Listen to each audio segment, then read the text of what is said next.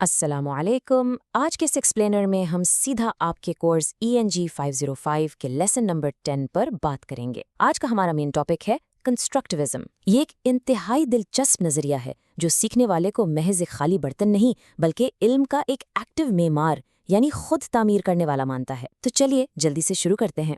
जरा सोचें, क्या हम वाकई सिर्फ चीज़ों का रट्टा लगाकर या उन्हें याद करके सीखते हैं?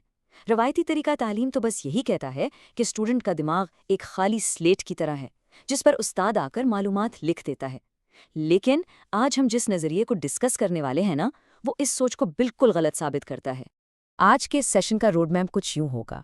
हम शुरुआत करेंगे कंस्ट्रक्टिविज्म के तारुफ से, फिर हम उसके बुनियादी उसूलों को देखेंगे, उसके बाद जॉन डीवी के तजुर्बाती नज़रिए पर बात करेंगे और आखिर में मेमोरी और स्कीमा के कॉन्सेप्ट को समझेंगे। तो चलें अपने पहले टॉपिक की तरफ चलते हैं कि आखिर ये कंस्ट्रक्टिविज्म है क्या चीज़। देखिए 2002 में जॉनसन और लैंड ने इसे बहुत सादगी से बयान किया। इनके मुताबिक ये लर्निंग थियरी 3 चीज़ों पर खड़ी है: कॉन्टेक्स्ट यानी सियाको सबाक, कंस्ट्रक्शन यानी तामीर और कोलैबोरेशन यानी आपस का तावन। इसका सीधा सा मतलब ये है कि आप क्लास में सिर्फ चुपचाप बैठकर सुनते नहीं हैं बल्कि अपने इर्द गिर्द के माहौल और दोस्तों के साथ मिलकर अपने इल्म की इमारत खुद खड़ी करते हैं। आप महज एक रिसीवर नहीं बल्कि एक बिल्डर हैं। अब जरा पुराने और इस नए तरीके का मुवाजना करके देखते हैं। रिवायती क्लासरूम्स में तालिब इल्म को बस एक स्पंज समझा जाता था जो दी गई मालूमात को बस जज्ब कर लेता है।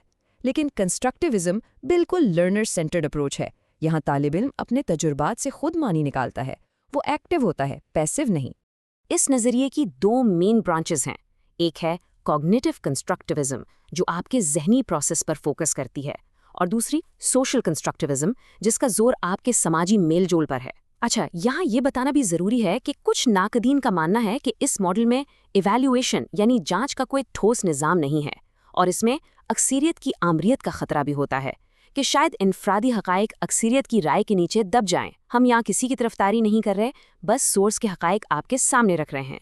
अब आते हैं दूसरे हिस्से की तरफ, यानी कंस्ट्रक्टिविज्म के वो कौन से बुनियादी उसूल हैं जिन पर ये पूरी इमारत खड़ी है। अगर आप अपने एग्जाम्स के लिए नोट्स बना रहे हैं तो इन 4 उसूलों को हरगिज़ मत भूलिएगा। पहला ये कि हमेशा उन इश्यूज से शुरुआत करें जिनके बारे में स्टूडेंट खुद जानना चाहता हो। दूसरा, अलग थलग छोटी डिटेल्स के बजाय बड़े और प्राइमरी कॉन्सेप्ट्स पर फोकस किया जाए। तीसरा, रट्टाबाजी को बिल्कुल छोड़ें और एक्टिव कंस्ट्रक्शन को प्रमोट करें। और चौथा, फीडबैक लाजमी दें ताकि लर्नर को पता चले कि उसकी सीखने की क्वालिटी कैसी जा रही है।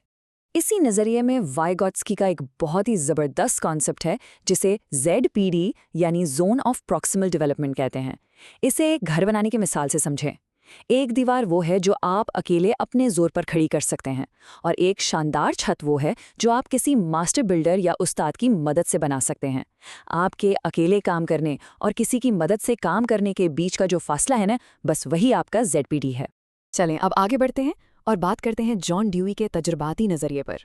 1930 की दहाई में मशहूर मुफक्किर जॉन ड्यूई ने एजुकेशन की दुनिया में तहलका मचा दिया। उन्हें तजुर्बाती तालीम का बानी कहा जाता है। वो मानते थे कि तालिब इल्म मालूमात का कोई डब्बा नहीं बल्कि एक खोजी है, एक एक्सप्लोरर है।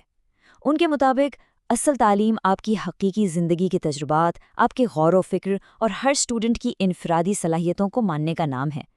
तालीम का मकसद महज किताबें ख़त्म करना नहीं बल्कि उसका एक प्रैक्टिकल और सोशल मकसद होना चाहिए। अब इस स्लाइड में जो बात सबसे ज़्यादा इंटरेस्टिंग है वो डेवी के 2 मेन सतून हैं। पहला है कंटिन्यूटी यानी तसलसल। इसका मतलब है कि आपका आज का तजुर्बा कल के तजुर्बे की बुनियाद पर खड़ा होता है।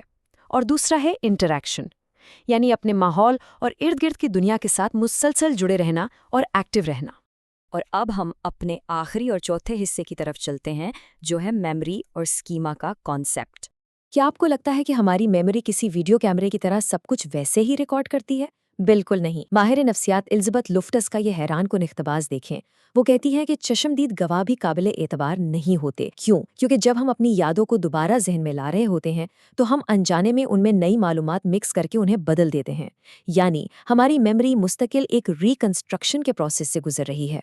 एलिज़ाबेथ की ये बात सर फ्रेडरिक बार्टलेट के 1932 के स्कीमा वाले कॉन्सेप्ट से बिल्कुल मैच करती है। स्कीमा असल में हमारे दिमाग का वो फ्रेमवर्क या ढांचा है जिसमें हम मालूमात को सेट करते हैं। इसमें 2 चीज़ें होती हैं: اسیمیلیشن یعنی نئی اینٹوں کو پرانے ڈھانچے میں ویسے کا ویسا فٹ کرنا، اور اکوموڈیشن یعنی جب نئی اینٹیں پرانے فریم میں فٹ نہ آئیں تو پورے گھر کا نقشہ یا لی آؤٹ ہی بدل دینا۔ ہم اسی اسکیما کے ذریعے چیزوں کو یاد رکھتے ہیں۔ بارٹلیٹ نے یاد رکھنے کے 2 طریقے بتائے، ریپیٹڈ ریپروڈکشن اور سیریل ریپروڈکشن۔ ویسے کیا آپ کے ساتھ کبھی ایسا ہوا ہے کہ بچپن کا کوئی واقعہ آپ کو کچھ اور طرح یاد ہو اور آپ کے سگے بہن بھائی کو بالکل مختلف طریقے سے؟ یہ دراصل اس لیے ہوتا ہے کیونکہ آپ دونوں کے دماغ کا اپنا اپنا اسکیما الگ الگ طریقے سے اس یاد کو کنسٹرکٹ کر رہا ہوتا ہے۔ اور اب آخر میں میرا آپ سب سے ایک سوال ہے، ذرا سوچیں آپ کے اپنے موجودہ اسکیما نے آج کے اس لیسن 10 سے کتنا نیا علم ایکٹیولی تعمیر کیا۔ مجھے پوری امید ہے کہ آپ نے ان چیزوں کو صرف روایتی انداز میں رٹا نہیں لگایا ہوگا، بلکہ انہیں اپنے پرانے کانسیپٹس کے ساتھ جوڑ کر کچھ نیا مطلب نکالا ہوگا۔ اپنی پڑھائی میں بھی بس یہی اپروچ رکھیں۔ تو آج کا ایکسپلینر یہیں ختم ہوتا ہے۔ مجھے امید ہے آپ کو مزہ آیا ہوگا۔ اگلی دفعہ ملتے ہیں۔